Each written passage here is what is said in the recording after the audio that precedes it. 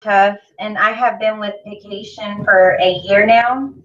I absolutely love it. I wanted to share with you all some steps in what I personally do with my team and showing them how to get started with booking travel. Well, pretty much the first step is becoming certified by taking your CTC test, and that will allow you access to all the vendors. And when registering with the vendor, you would go to the travel tab and then go to US vendor list.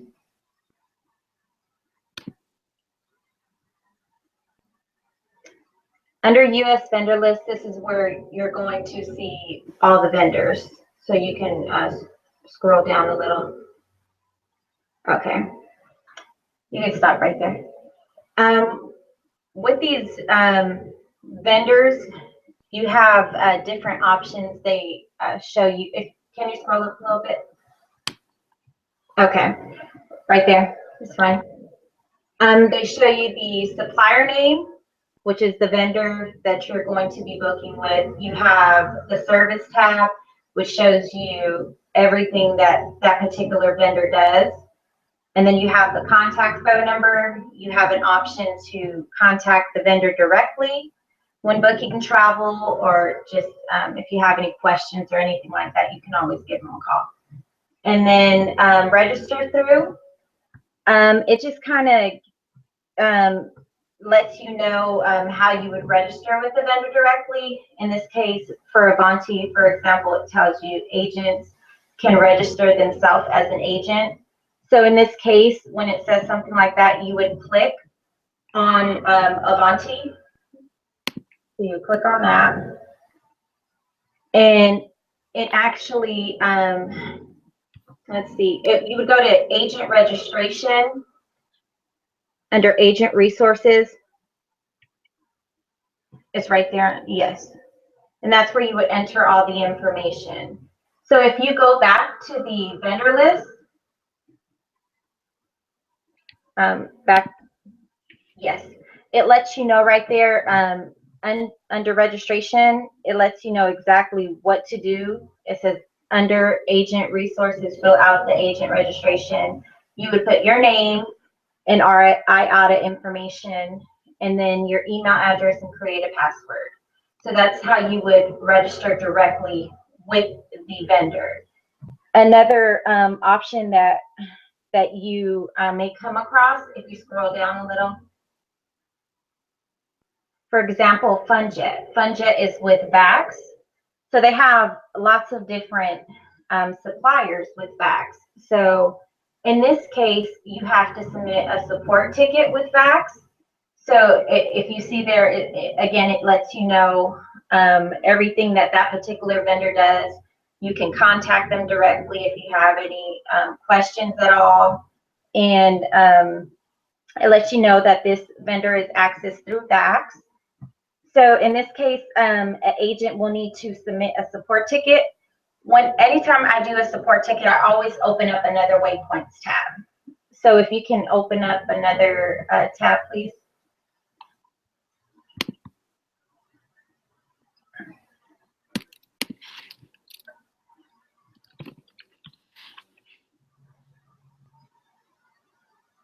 So you would have two of them looking the same. So you would just go back to the travel and then US vendor list.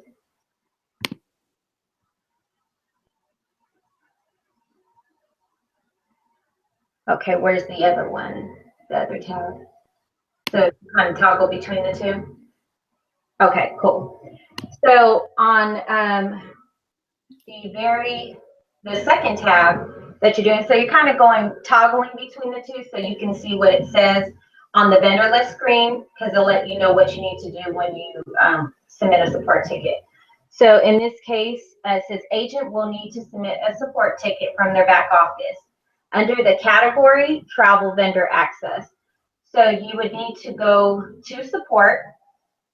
So on the other tab that you open up, go to support at the top. submit a ticket.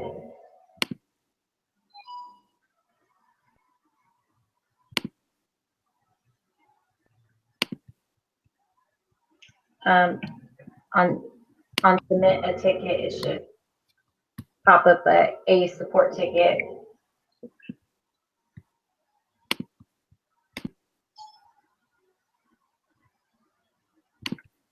One moment.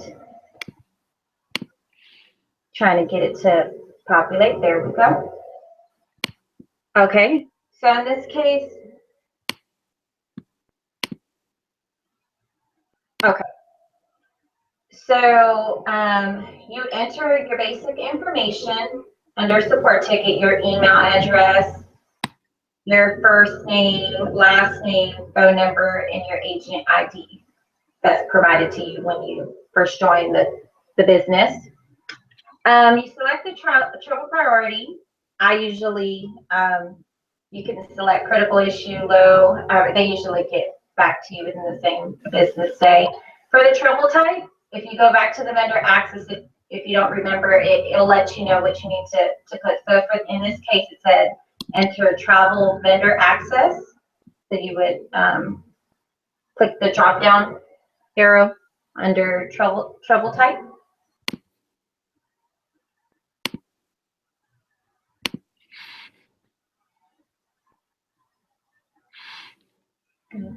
Go, just waiting for it to show.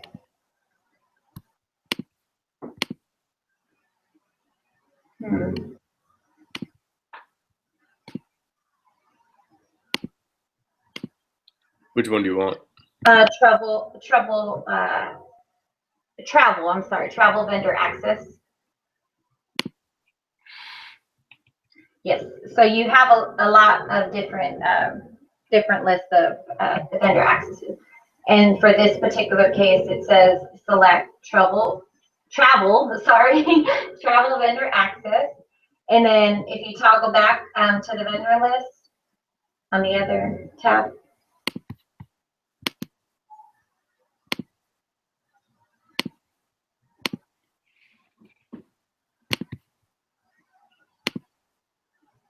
Okay, so then it will let you know enter Vax login request in the subject short description. So you would go back and on the short description, you would enter travel vendor login request.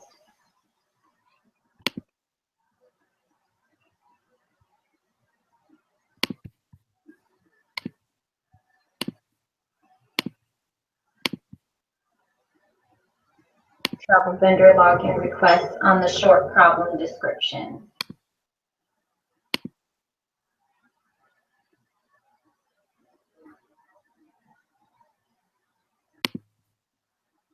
So you just enter it there, and just whatever, and then a full problem description.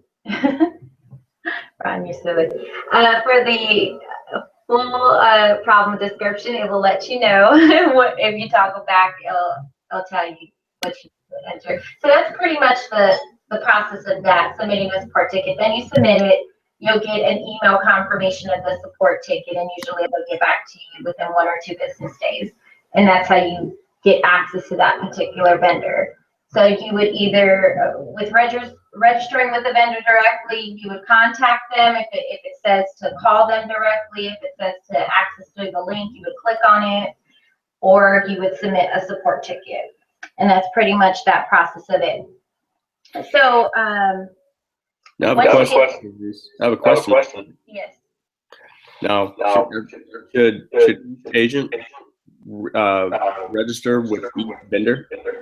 I have personally. Okay. So you don't have to register with each vendor, but I have, it is time consuming, I'm not gonna lie, but I have access to all the vendors. It did take some time to do.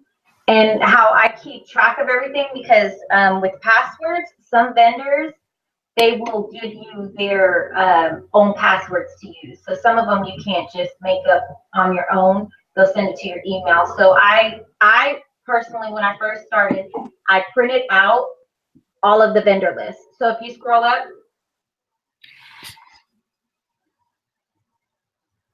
all the way up, yes. So I started with vacation packages, and I printed out the list of all the vendors and vacation packages. Then I did the cruises, then I did the hotels, and then every time I register with the vendor and I got the password back, or if I created myself, I would write it on the paper next to it. Now I did index cards, which makes it much easier. So that's another way to stay organized with this. So you have all your passwords and what you need when you contact the vendor. I just kind of did like a note card type of thing. So I just to kind of keep organized, you know, like this particular vendor will ask for the IATA number or the ARC number, like that type of thing. So now, what are some vendors that you would would say like the top 5 vendors? Oh, definitely To get started. I love Vax. So I use a lot personally. I use a TNT FunJet. I use FunJet. So those are 2 different ones, but they're both in Vax. I use Southwest Vacations. I use Expedia. I use Fairbuzz. So those are my top that I usually stick with. Okay, good deal. Yes. And then so let's see what else. If you want me to walk you through registering with one, I mean, we can do that. Walk through one. Okay. So with Vax, it usually takes, I think it says, like if you scroll down, I think it's 24 to 48 hours. I think it tells you, yeah, 24. Scroll back up to FunJet. Yeah, right there. Yes, I think it says it somewhere in there. I think it takes 24 to 48 hours usually for, that's how long it took normally to get that particular vendor to respond back. So we'll just do one that we can get immediate access to. I guess we can, let's do Expedia. Okay.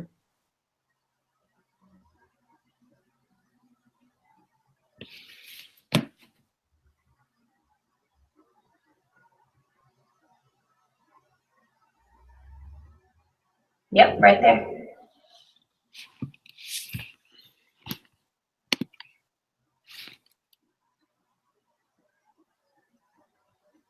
Okay, so you're going to register with them, enter your information.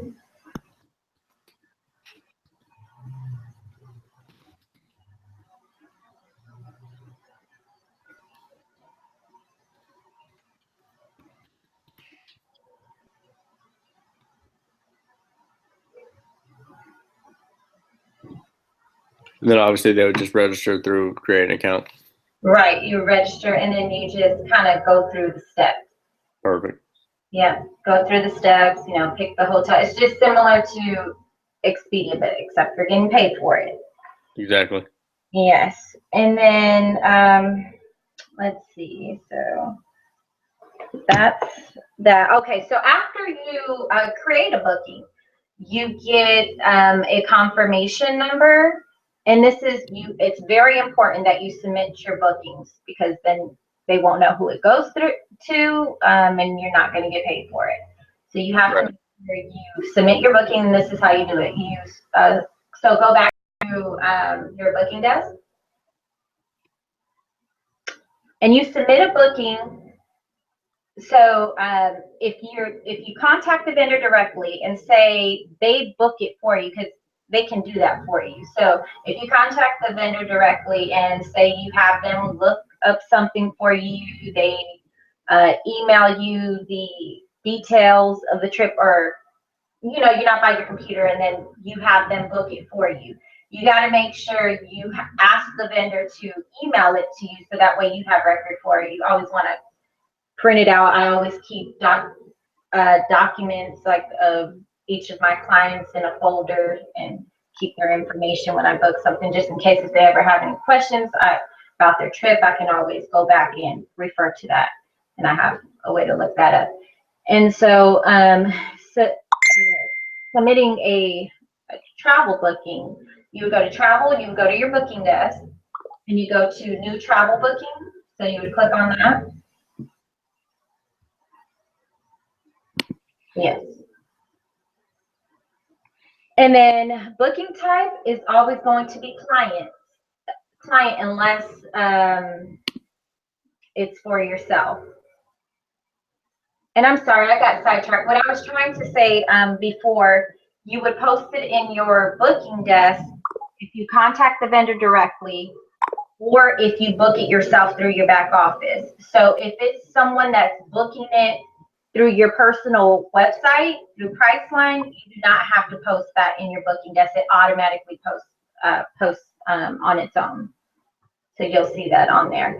So in this case, say you booked it yourself, so you would go to new travel booking.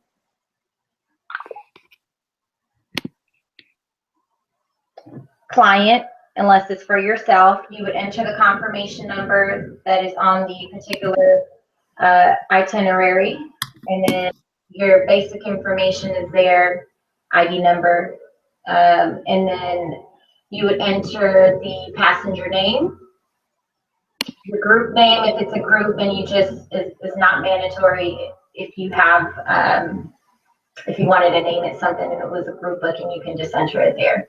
And travel start date is the date, of course, that they're leaving for their trip.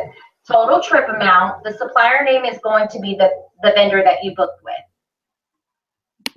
And then that's that. And then click submit. That's how you do that part.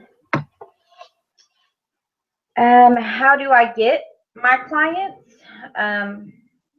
Just pretty much, I pass out business cards everywhere I go.